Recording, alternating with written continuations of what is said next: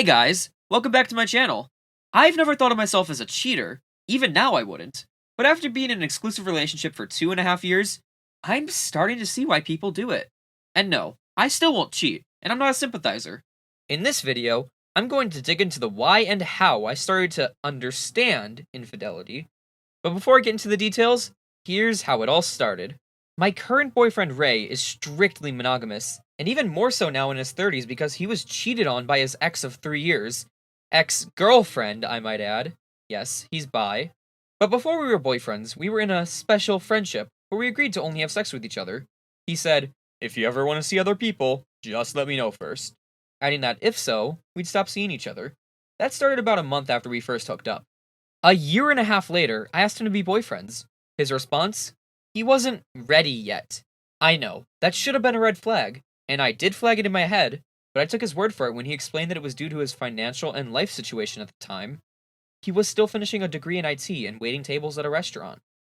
I was sad, but willing to wait and try to change his mind. However, I specifically remember calling him out for his desire to be exclusive, for having asked me to tell him if I wanted to see other people first, before any damage was done. It signaled to me that he was interested in something more, but when I called him out, he said it was just because he didn't want to get a disease, since we were, at the time, freely fornicating without hindrances. Either way, I tried to tailor back my expectations in the relationship, and at some point, I had gone to a Cruy Korean Spa by myself. If you don't know, Korean spas are separated by men and women sections, and people enjoy pools, saunas, and steam rooms in the nude. Yes, the gay fantasy. And the cruisy ones are the ones where guys actually do stuff. Some more discreet than others. More on that in my other video about my first cruisy spa experience. After that first experience, I had since gone back several times. It's a great place to unwind, relax, and get off. But after I started exclusively seeing Ray, I only got myself off at the spa, discreetly of course, and nothing more. No giving or receiving jobs from others. It wasn't even something I was hiding either, so it naturally came up in conversation when I had invited him to go to a cruisy spa with me. I thought it'd be an exciting experience to mess around with him in there, and it seemed like a fun date idea. I eventually shared that I had jerked off in the steam room when I went by myself a few weeks ago, while others watched. He was immediately taken aback. Even though I said I didn't actually do anything with anyone, that wasn't good enough for him. He couldn't trust that I actually didn't. And that's what it really came down to. Trust. This was the first and maybe only time he lost a bit of trust in me. Like I mentioned earlier, he had been cheated on before.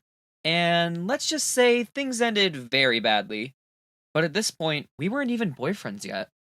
Regardless, I assured him that I didn't do anything more than get myself off, and that I'd stop going to cruisy spas if even jerking in the steam room was not okay with him.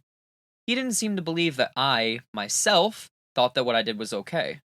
But honestly, I really thought it was fine. On top of that, he had rejected being my boyfriend and said that the whole point of exclusivity was disease prevention.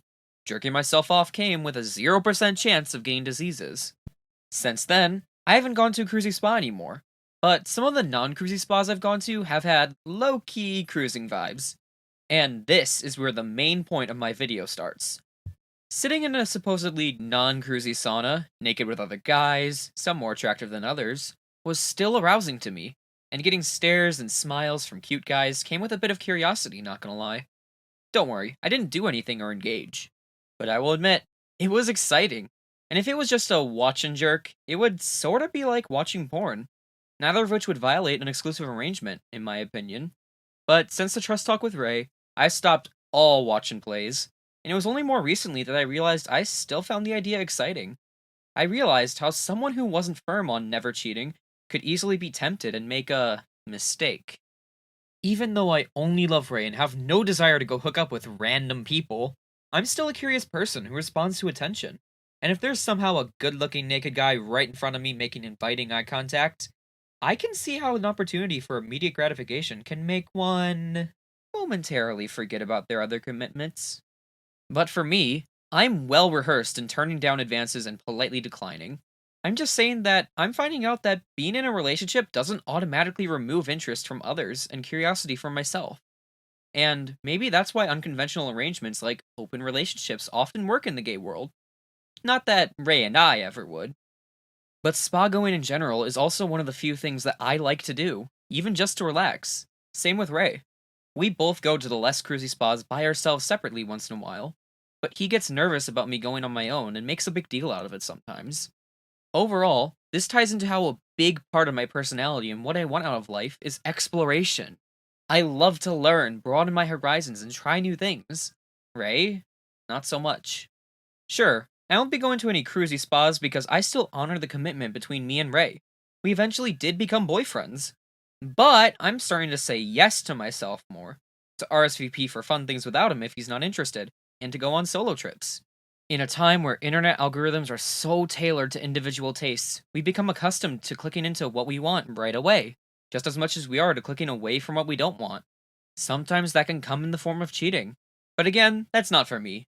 I may explore and do fun things without my partner to enrich my own life, but I personally would never cheat. If I ever prefer sleeping with someone else at the risk of a relationship, I'd rather talk to my partner first or break up first.